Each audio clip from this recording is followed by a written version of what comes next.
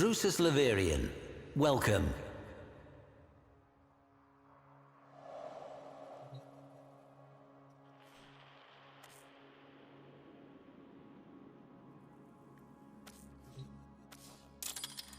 Well, anything helps.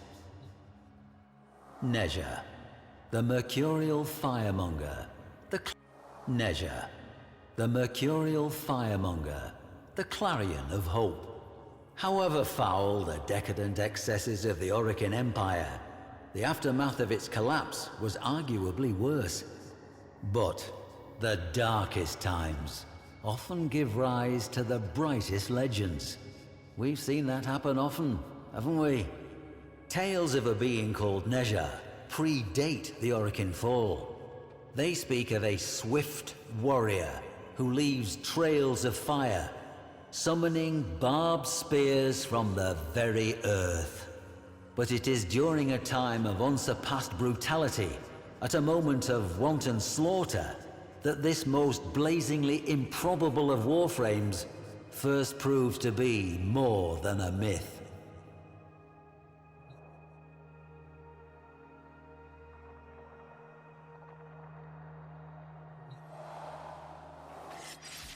This blade, a tongue of exquisite flame in cold metal, it was unearthed by a poor farmer of Reshantur as he followed his hulking plough beasts across fields he would never own.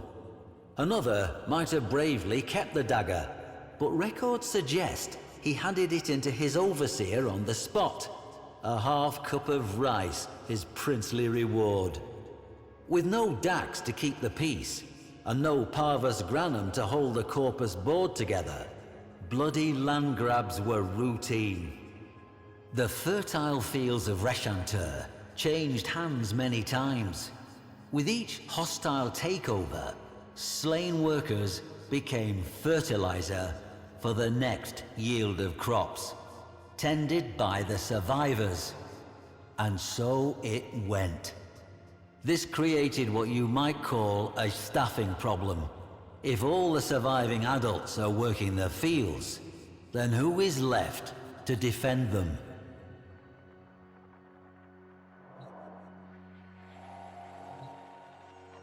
Children, that's who. This dismal little relic was once part of a Sayandana, shall we say. Though not of Orokin make, clearly. No, its young owner wove this from a fertilizer sack. There were many such capes found at the site, enough for an army. Mowers were expensive, you see. Children, they were cheap and plentiful. It made good business sense to arm them. Not the very youngest, of course, just the near adults. The still unbroken, those who understood the stakes. The young defenders of Reshantur took their duty seriously.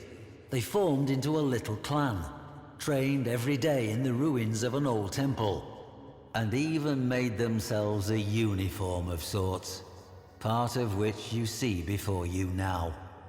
But this humble cape was modelled on something even older, the Sayandana of nezha himself, displayed here before you.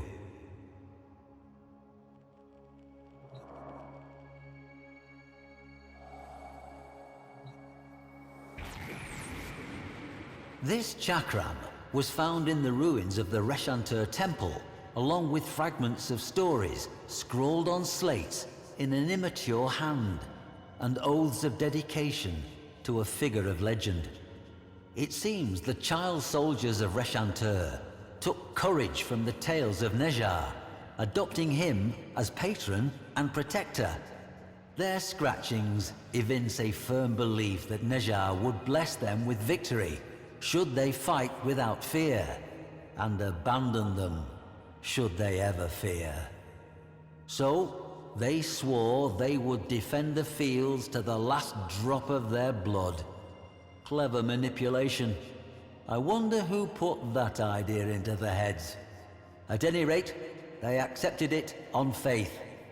At least, until the massacre of Reshantur.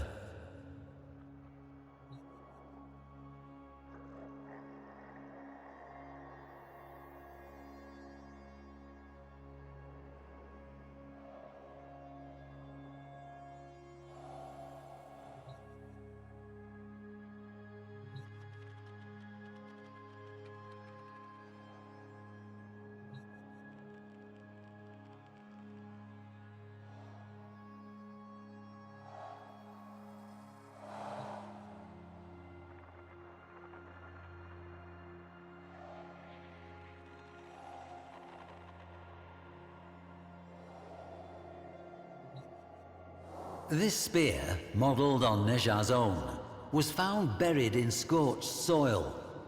Note the size. Records of the attack are nigh impossible to find. Not surprising. The massacre was almost certainly covered up to protect what the corpus regarded as sensitive business practices. Imagine the children, Tenno, wearing their pathetic sayandanas, bearing flimsy weapons, but with heads high, as warriors. Think of them rushing at their far superior foes without fear, and imagine what those foes did. To this day, the fields of Reshantur cannot be ploughed. The blades of ploughs are dented and destroyed by an earth that, still, remains thickly seeded with shot and shells and the cold brass teeth of war. But that is not why the event is called the Massacre of Reshantur. The children charged, the corpus took easy aim, not one child's heart fluttered, and then flame.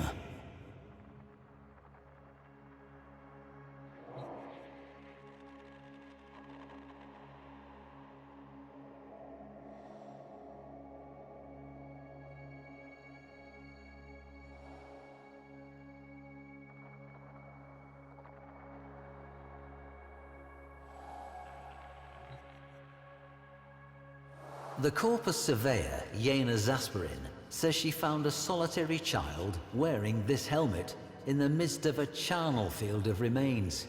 But they were the remains of corpus troops, some dismembered, some impaled, all burned. Nezha did it, the boy said calmly.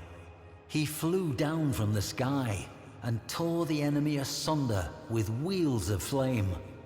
When a child fell, he would raise them up again. Nezha moved quick as a scimitar, and the earth burned where his feet touched. Now the others had gone with Nezha, part of his celestial army. The boy had stayed behind to tell the story. To Zasperin, the boy was merely traumatized. The massacre, probably a mutiny within the corpus ranks. But Reshantur has been excavated, and every single one of the thousands of blackened bones that were gene-tagged had belonged to an adult.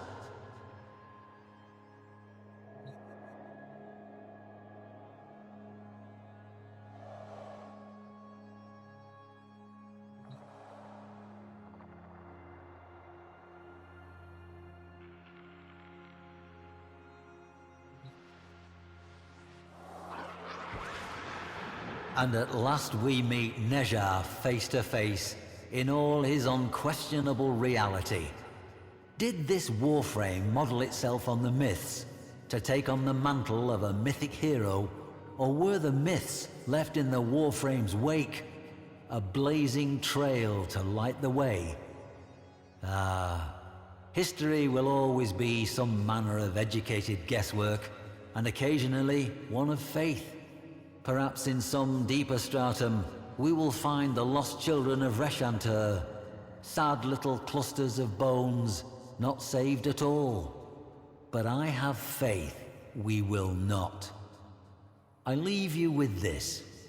Why do you suppose it was the child soldiers that Nezha chose to protect?